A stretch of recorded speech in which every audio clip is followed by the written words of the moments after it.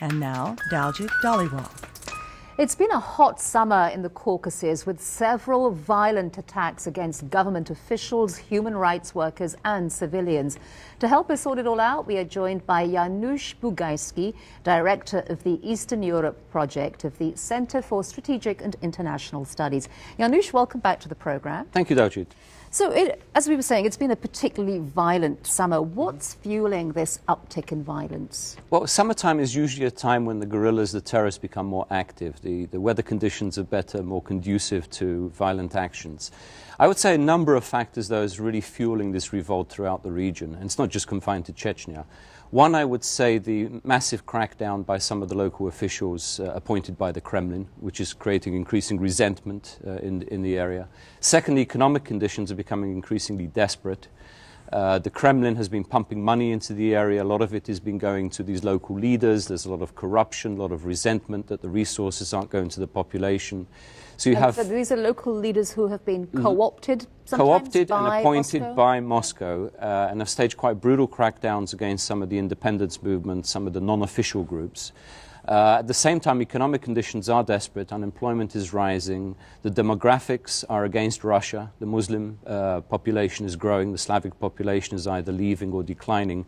So these are very, let's say, inauspicious conditions for stability. You have a repressive government and increasing resentment amongst the local population. And talk in a bit more detail about what groups, what organizations, what individuals are behind the violence, and what do they want from Moscow? Is it full-fledged independence or some kind of autonomous agreement that works much better? That addresses their grievances. That's right. In the case of Chechnya, one has to step back a little bit. In the year 2000, the Putin government cracked down very harshly on what was then virtually an independent Chechen state. As a result, they radicalized the population. They injected the possibility of Islamists and jihadists coming into the area.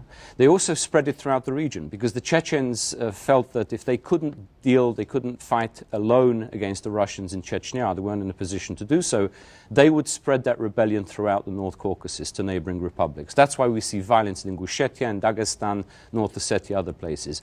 In other words, there's a mix of groups. There are those that want independence for individual republics, and there are those that want, let's say, to establish a caliphate, an Islamic caliphate throughout the North Caucasus. There are also clan battles, inter-ethnic conflicts, as well as religious conflicts with some of the Christian populations. Do you think that the violence is spreading across the region in a way that perhaps we haven't seen before, or are you just, I mean, as you were saying earlier on, that, you know, summer seems to kind of be more conducive to an uptick in violence? Right. What we have seen this summer, I think, is greater scope of the insurgency or the guerrilla and terrorist movements to other parts of North Caucasus. We've seen this sporadically in the past. It's becoming more regular, more systematic in different parts of the region.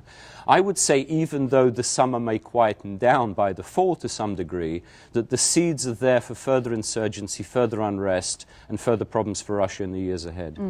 I mean, there have been suicide attacks recently. Have suicide bombers been used in the region before, or are we witnessing a new possible, much more sort of sophisticated terrorist group that's operating in the Caucasus? Before the year 2000, suicide terrorism wasn't a feature of Chechen independence movement. Since then, we have had suicide attacks, suicide terrorist attacks. Through truck bombs, which it's a very normal, let's say, very standard procedure for terrorists in the region. And because officials are so corrupt, it's not difficult to get a truck and fill it with explosives and ram it into a police station. We've also seen increasing use of women terrorists in different parts, not only in North Caucasus, but even in Russia proper. And oftentimes these are women who have lost their menfolk to Russian repression, and for them it's a revenge attack for the sake of their families. Is there a wider connection to Al-Qaeda? Is there any evidence to suggest that kind of affiliation? Right. Well, Al-Qaeda is not a centralized movement, global movement. Some Chechens have actually trained in Afghanistan or fought in Afghanistan alongside the Taliban and have come back subsequently to Chechnya. There's also money coming in from different countries, including some of the Al-Qaeda-linked organizations. But that's not to say the Chechen movement is part of the Al-Qaeda group. It's not particularly anti-Western. It is anti-Russian. Clearly, it wants to remove Russian influence, Russian control, and to establish a separate North Caucasian republic. As I said, there are links with Al-Qaeda, but it would be wrong to see it as part of the Al-Qaeda network. And how has Moscow portrayed it? Has it tried to make that connection with the Al-Qaeda movement? Of course, because that way they can appeal to the West to desist from criticizing Russian policy, because they can label it as part of the global Al-Qaeda anti-Western movement.